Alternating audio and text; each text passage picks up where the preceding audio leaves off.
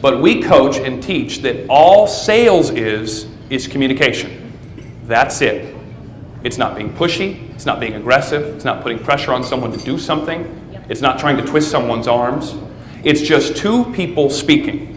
And the more open and honest that conversation is, the more effective a conversation is. Does that make sense? So I'm going to apply that to you, community manager. How honest does this conversation look? Not at all. And it happens every day with everybody you talk to, constantly.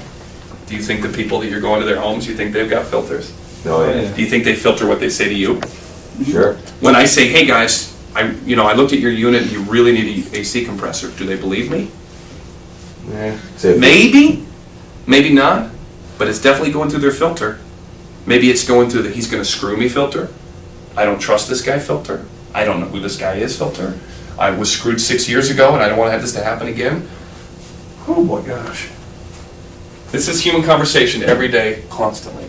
This is what everybody deals with. It's, again, all sales is, all you guys talking to your customers is just communication. It's the same as you talking to your kids, the same as you talking to your boss, same as you talking to your wife. This is what it looks like. So what do we do? I've given you a great excuse to say, well, it's not my fault because. It's not my fault, it's their filter.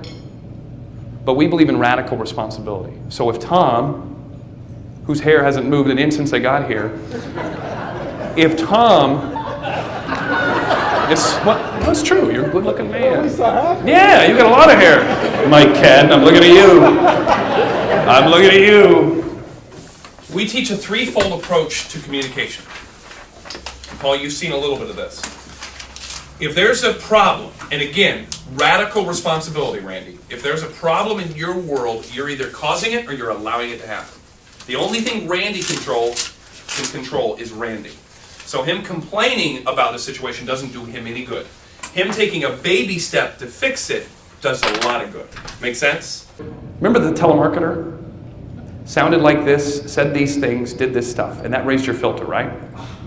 So if looking like a duck and sounding like a duck and quacking like a duck makes me a duck, and if you know that if he assumes you're a duck, he's going to get rid of you, what do?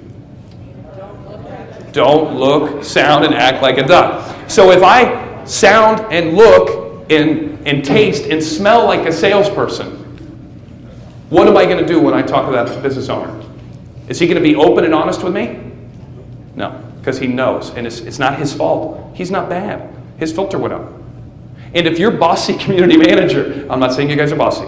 I think you're wonderful. But if you're bossy community manager and they are used to a certain pattern of speech and behavior with you, what do you have to do to get their filter down? So, Brian, you got a belief in your head. If you had to guess what you think it is, you won't be right just because it's too soon. You have to really dig deep to figure out what the belief is. Everybody says fear of rejection, right? Yes? You've heard that before? I've been coaching for 10 years, and it's never fear of rejection. That's what the world tells you. I'm scared of people telling me no. Nobody is scared of people telling me no. It's much deeper. It's much bigger. I'm afraid of not being liked. I'm afraid of not being important. I'm afraid of being ignored. Rejection is a surface issue. The real ugly side of it is deep. And I want you to go there because you'll end up crying.